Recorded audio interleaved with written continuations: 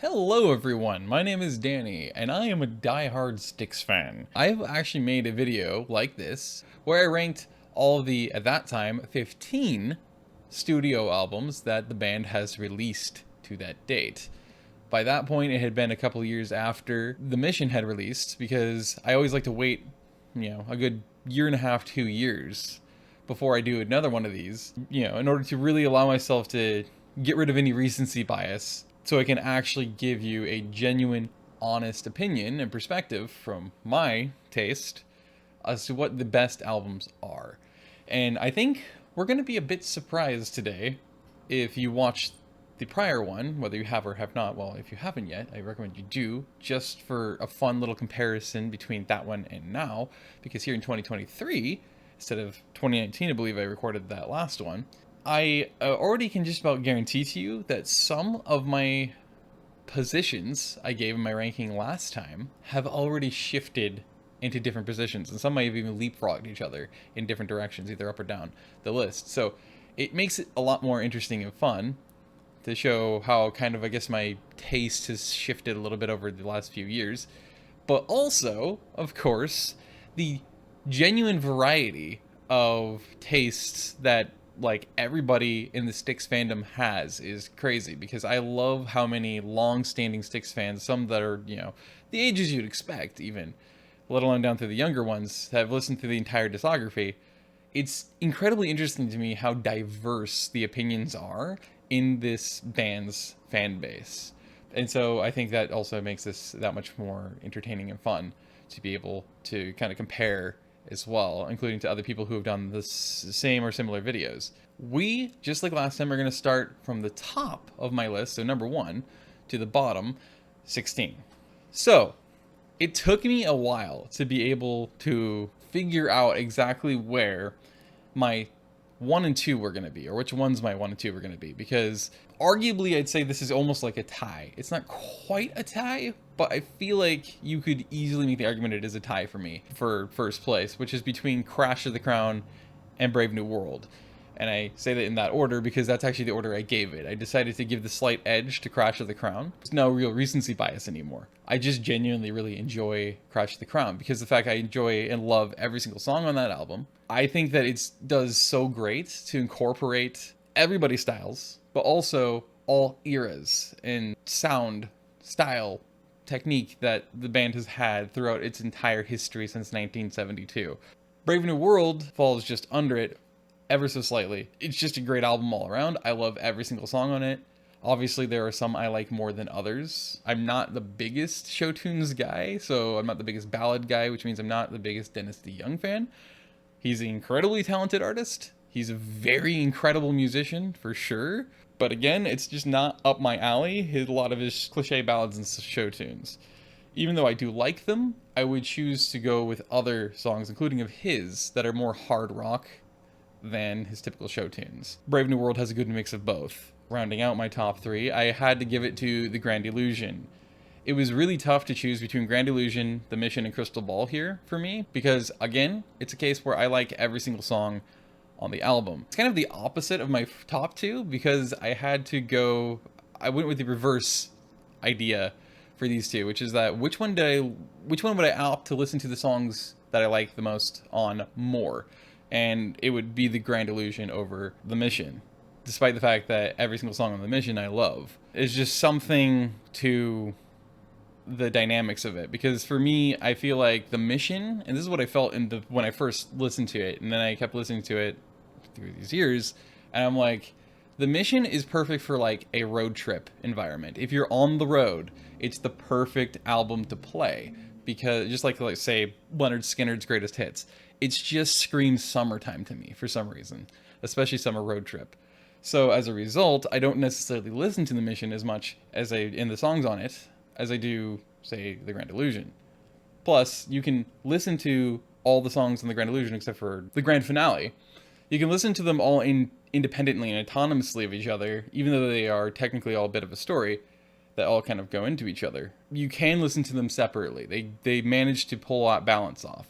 Whereas with The Mission, every single song subsequently carries over into the next topic of the story, and the world building that they're doing. And so as a result, if you listen to them separately, you can pull it off, but it doesn't quite feel right when you do it. It doesn't feel the same as if you listen to it in straight through in its entirety without it being shuffled, just as it was intended, as it was arranged. So I had to give the Grand Illusion the edge because of that. Rounding out my top 5, at number 5, is Crystal Ball. I love how it's arranged. Put Me On is such an underrated song, and it's so absolute perfection. It is impeccable to start an album like that, especially, again, given the time period. It was 1976. Yes, you had your cassettes still, but it was dominantly still vinyl. It was dominantly still phonographs and record players. So as a result, you still would use your diamond tip needle on your record player, drop the arm, and it was just so perfect because it was literally made for vinyl. This was perfect for that era. And so if I had a record player, I would intentionally put myself in a mindset before I drop the needle on it of like, I want to make sure I literally, mentally, emotionally, in every way, put myself back into 1976. This is all we had. And when I first hear it, because it's supposed to give you all the emotions of like even scares of like, oh, the album's damaged, the record is damaged, or my needle somehow has a malfunction or something, right? It's skipping. And then it carries over to Mademoiselle, and it's so good. And the mood and the tempo, the way it's made, it's the best kind of roller coaster. And it's such a good track. So Put Me On is the perfect way to start an album, and they absolutely nailed that. Obviously, Crystal Ball itself is a phenomenal song. One of their, most collectively renowned songs they have. Thank you, Tommy Shaw, of course. I am a dominantly Tommy Shaw fan. Just like, even Jennifer, actually, I thought is a pretty good song, even though I will admit this right now, and once you hear it, you will not be able to unhear this. Christopher and Mr. Christopher, or as I just call it, Christopher, and Jennifer, if you listen to those two tracks, like, independently, and then you listen to them close together in timing as well, you'll never be able to unhear how almost identically arranged they are, and even sound they are. They are, and of course they're one of those names that they don't quite rhyme, but they're really close to it. It feels a little mimicky. So as a result, my brain, every single time I hear Jennifer, it immediately goes into Christopher. Or vice versa. If I hear Jennifer in my head, it starts playing that, it'll go into Christopher. Because it's so, like, you could literally splice those two together, and it would be like they belonged. It would be like that was the way it was intended. My number 6 is Cornerstone. I really love Cornerstone, and I think that the end track is, well, I don't think it is, my favorite track off that album. And I love a lot of tracks off Cornerstone, man. It is such a kick-ass album, as some of my favorite tracks of all time on it. Love in the Midnight is such a fucking kick-ass song. I cannot begin to wrap my head, my mind, around how the flying fuck that did not become one of their biggest hit songs. It is so incredibly kick-ass. It is so good. It kicks in a primal drive inside my soul. It is such a good track. And again, you can thank Tommy motherfucking Shaw for that, right? God, it's such a good song. It's so kick-ass. I love it a lot. It's one of my favorite songs, I think, from the band in its entire discography, which is kind of wild to say, but it's just, the entire album's great. I believe that's the one that starts off with Lights. I fucking love Lights. I don't know what it is, but that song speaks to something deeper in my soul and subconscious that I haven't consciously noted or discovered or figured out what it is yet. But I just love that. The entire album is really good. Number 7 is Cyclorama.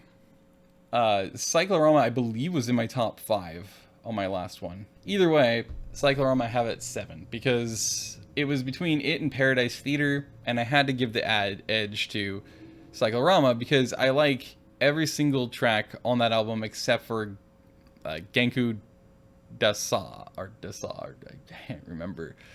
It's a different language. My brain doesn't do well with that, and especially with syllables. But that one, the end track, I'm not about that at all. I don't even understand. Like, it doesn't, to me, it doesn't flow, and it does not fit with the album at all, or the mood of it, or anything, or any tracks on it. Overall, other than that track, I like every single track on the album. Cyclorama is great. You can tell that Cyclorama has 2 songs guaranteed. One extra one that is very likely, and I'm confident enough I claim it is a 3rd track on it that's taking his shots at Dennis at his expense. But the 2 that are for sure, obviously, is Kiss Your Ass Goodbye and Killing the Thing That You Love. Those 2 are as blatantly obviously directed at Dennis as you can get. And I'm not gonna fucking lie, I'm kind of catty, like a cat, where I have an asshole in me, and I love pissing certain people off sometimes. I just like getting under people's skin sometimes, because that's that cat-like asshole in me. And so as a result, that feeds that fire of that asshole that's in me. And it gives me that much more thrill and like primal, deep-seated entertainment and enjoyment of it. So that much more fun it makes it. And it's already fun tracks. They're already great, but it just adds to it. And I think what adds to it even more is the fact that on those 2 tracks, it's literally Glenn Burtnick himself who is the lead guy on it. He's leading it off. He's singing both of the songs himself. He's a lead vocalist.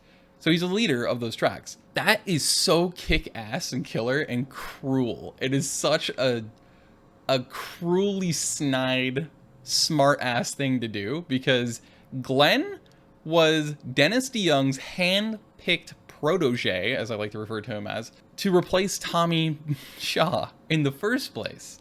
Then Dennis finally, for the second time it comes around to get him kicked out, he actually gets his ass permanently kicked in 1999. This album releases in 2003. To have Glenn Burtnick lead singing those tracks, and Tommy's back, obviously, and he's back for good. Dennis is never coming back to the band. It makes it, again, for me personally, that much more entertaining and that much more enjoyable of tracks. They already were great.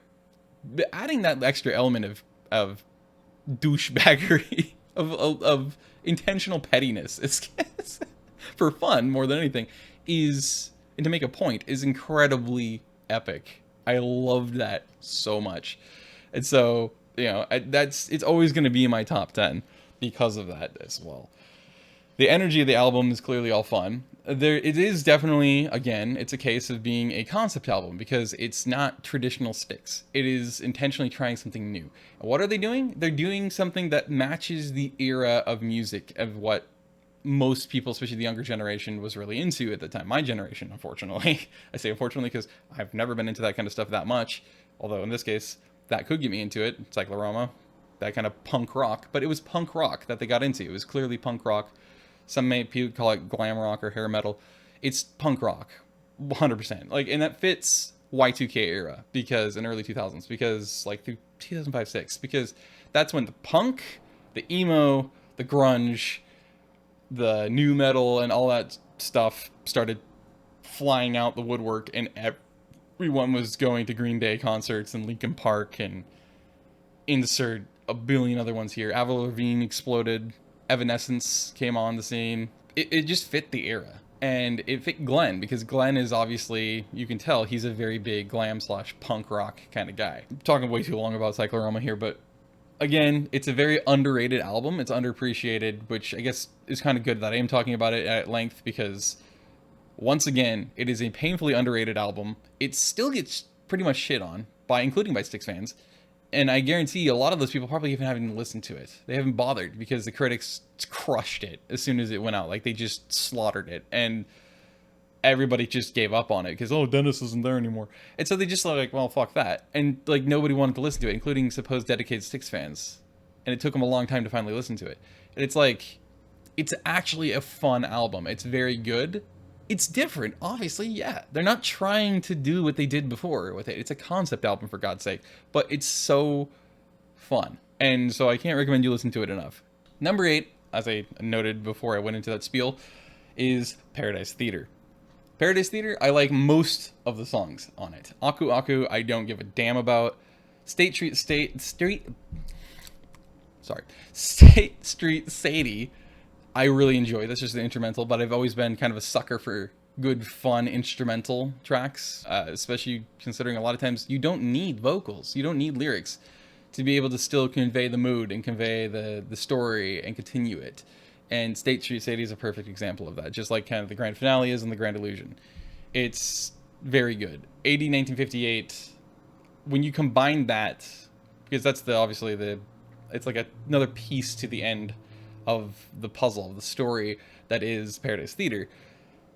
AD 1958, if you combine that with the brilliance of State Street Sadie, and in fact, if you combine those together, strangely enough, maybe to some people, with the grand finale from the Grand Illusion, you combine those two, like they kind of did with 1996's Return to Paradise Theater Tour.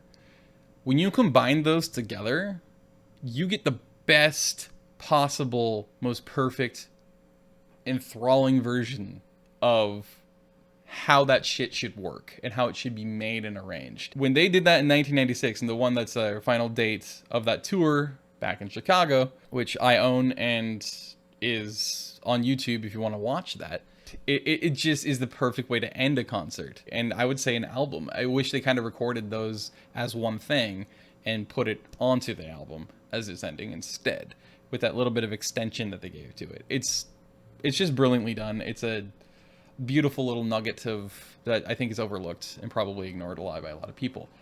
But Paradise Theater, all in all, is a great freaking album. Pieces of 8, I wound up going with my number 9 position. It was at this point that I started to struggle with where to put Equinox, Man of Miracles, Styx II, and Pieces of 8, because they were all very close together. And now it was like an even a number of songs that I didn't really care for, and I wouldn't go out of my way to listen to. I can enjoy them decently. They're not my preference. And so that's when you get to that point. And so it's like, okay, there's a lot of songs I really like and love off of these albums, and there are some that I don't care for, but it's an equal amount. So now how do I choose between these 4 different albums and where they go? And I felt kind of bad for putting Man of Miracles all the way at 12, because it seems deceptive considering it's 4, 3 other albums in front of it I put. Even though Man of Miracles, I feel like, could also just as easily be at 9th. So basically 9 through 12 is kind of a tie, but I had to place them somewhere. So Pieces of 8 goes 9. I gave Styx II to 10, Equinox to 11, and Man of Miracles to 12. Equinox is also a great album. It has Born for Adventure and Midnight Ride on it, which are incredibly kick-ass fun. It's the last album that John Kuverlewski, I don't know how you say his last name, so whoever says JC, that last one that he was a part of, before Tommy came along with Crystal Ball. But it's so in a way, it's kind of almost, I feel like, an essential listen, a deep listen for true dedicated Styx fans that really want to know the history and everything, because it's like it almost in a weird way, roundabout way, kind of became an inadvertent and unintentional tribute to JC and his contributions to the band, because that was the last year and the last album and the last anything he had anything to do with. So it's kind of crazy. Styx II, again, incredibly fun. Really enjoy the album. A lot of different tracks on it are really, really underrated and fun. My favorite track, I think, arguably, off of Styx II is You Better Ask. There's something about that track that, I don't know, it's something weirdly fun and satisfying to listen to. I can't help but get into it. It's a fantastic track. Lords of the Ring is a really fun track that a lot of people overlook. Having a Ball, very fun. Incredibly fun. Next up we have Kilroy Was Here. Kilroy Was Here is one that I have a hard time not thinking about a lot, just because of its history. Like, you want to talk about show tunes Dennis, and him having the ego to think, I am Styx. Not just he's the face of Styx and he's the lead front man, the showman. No, he is Styx.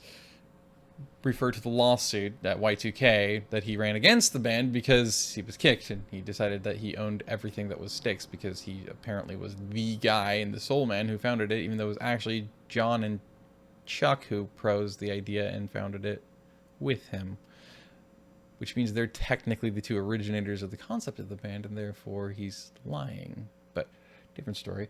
Anyway, but yeah, and he always wanted to go down the show tunes route, and by that point, Kilroy Was Here was the blatant proof that he was he wasn't gonna do anything except his way or the highway. Like it don't matter what anyone else in the band said or wanted, and they all wanted to go hard rock, except for one person named Dennis DeYoung, who again had an ego the size of the Earth if it was pregnant with Jupiter.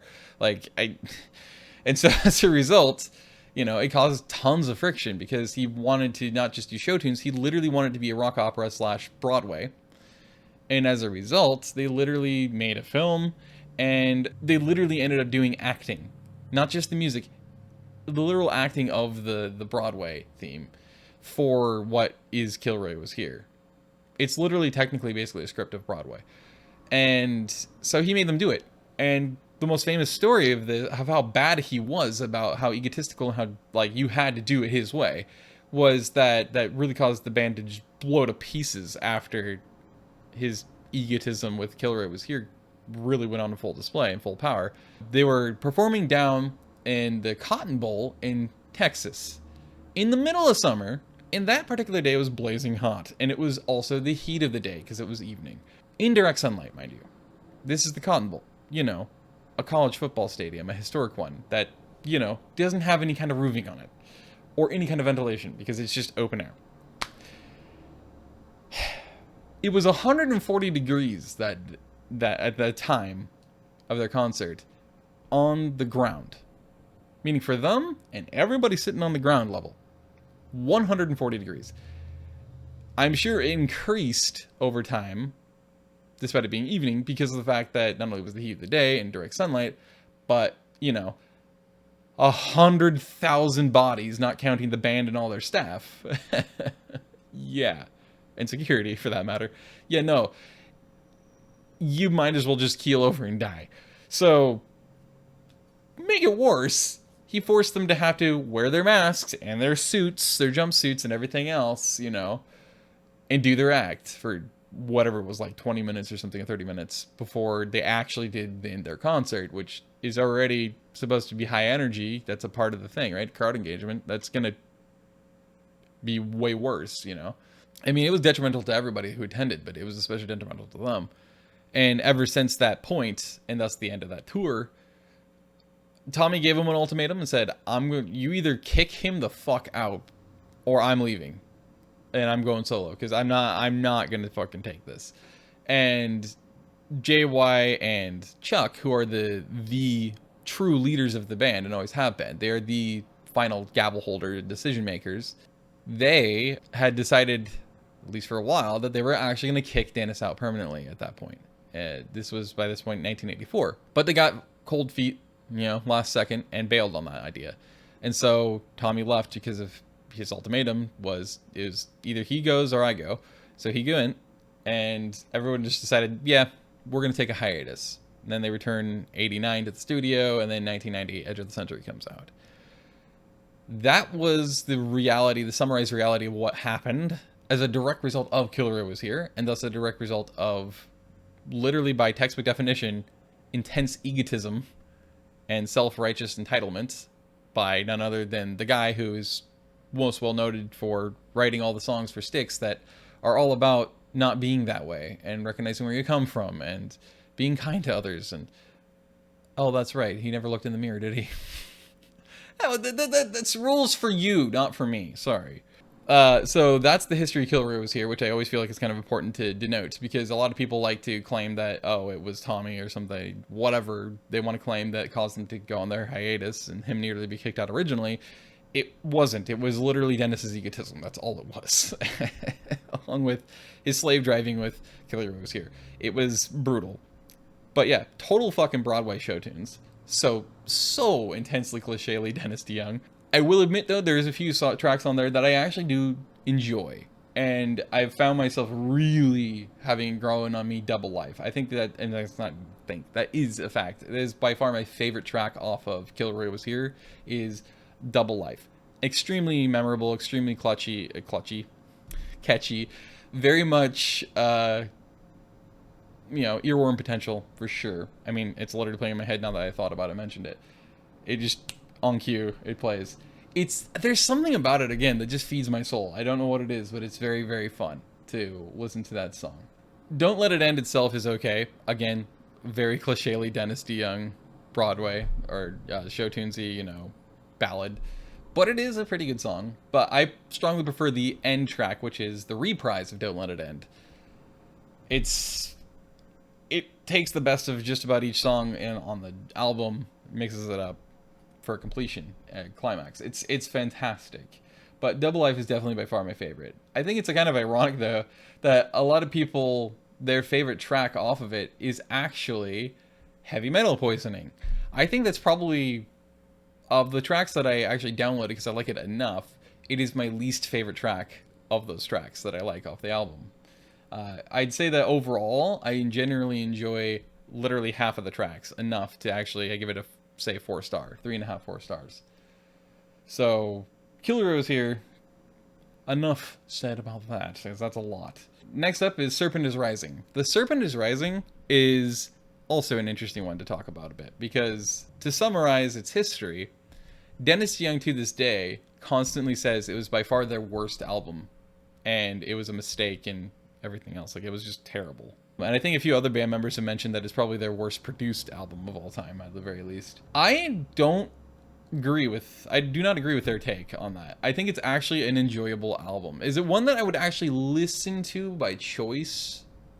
On a uncommon rare occasion, yeah.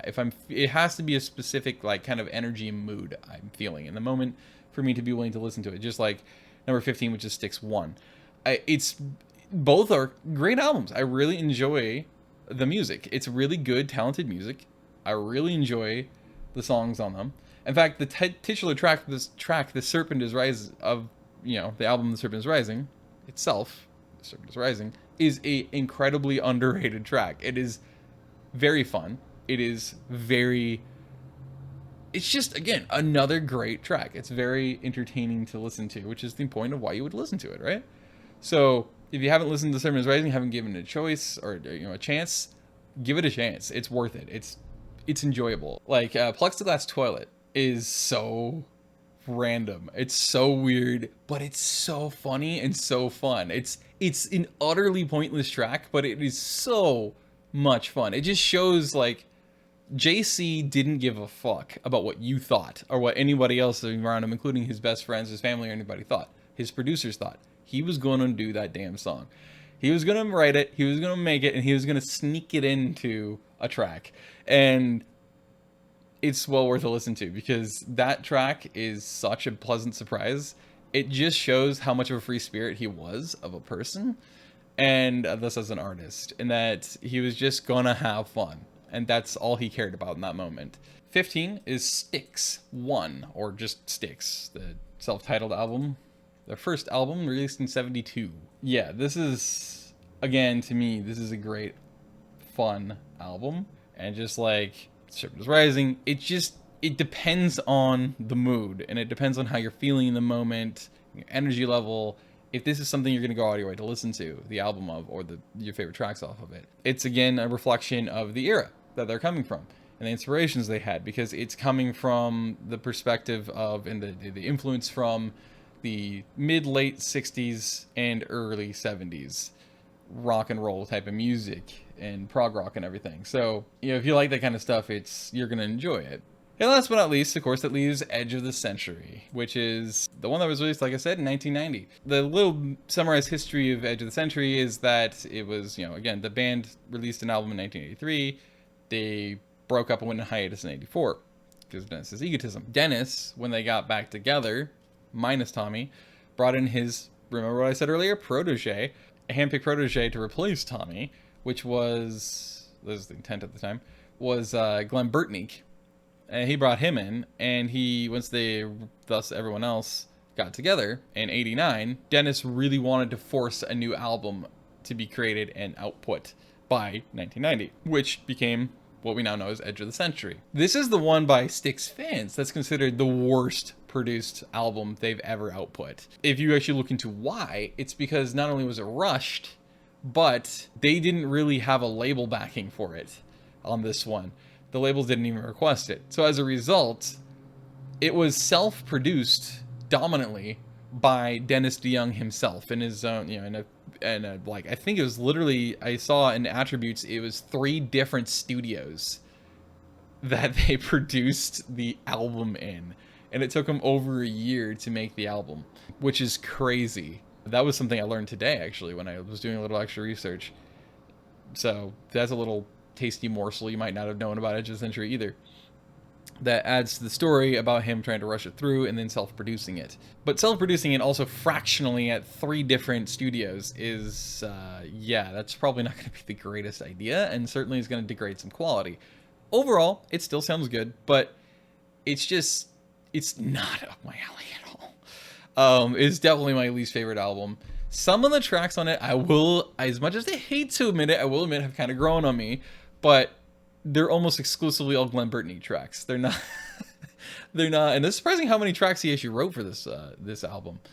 But it's almost no one else. Most of the Styx fans I've talked to about this album actually that like it decently and okay, even if they admit that it's like their worst produced album, they're like, actually, it's not my bottom, it's not my least favorite at all. It's actually probably somewhere in the middle. Or some of them actually, there's one person I talked to who actually has it, I think, in their top 10 or top 5, which is, I think it was top 5, which is just insane to me. But they think that James Young's tracks on it are the best by far. Yeah, Edge of the Century is, it's okay. Like, for Styx, this is terrible. But for anyone else, this is all right. It's okay. It's 5 out of 10. You know, it's like, it's not that bad. But yeah, for Styx, this is kind of a brutal reality. That's like, this is definitely the worst album in my opinion. Now, I will say this. Holy shit, is Edge of the Century the most 90s sounding album you'll ever hear from anybody? Oh my god. And specifically, who else because of fucking Dennis DeYoung and his tracks. Every single track he penned on this album screams and bleeds profusely 90s. Cliché-ly 90s ballads, pop ballads. Holy crap. Carrie Ann, which is about his daughter. As soon as you hear it start, you're like, am I watching like a show that was the epitome and considered the show, the series of the 1990s? Am I going to see this like cliche looking TV family pop up and all the intros? Because like, damn, that's what Carrie Ann is. It's the epitome of the 90s. Edge of the Century is pretty fun, but it's a little repetitive. Not Dead Yet, same kind of deal. It's pretty fun, a little repetitive. And then World Tonight is kind of fun, but again, a little repetitive. I will admit, Homewrecker's good. I actually did enjoy that more than I remembered I did. That's a JY track. And then Back to Chicago, which I believe was the end track of, yeah, it is, the end track of Edge of the Century, I actually liked more than I remembered as well. It's actually really good. It is still technically show tunes. Again, it's Dennis. What are you going to do? But it's a lot harder than you would normally expect, and a little bit more up-tempo than you'd normally expect from his typical show tunes, which is why it gets a thumbs up for me. Because though despite the fact that is the case, and again, it does sound pretty cliche-ly 90s, like I said, all of his songs on this album are as 90s as you get, it feels and sounds different enough and more driven enough that you can see how it could be used outside of show tunes.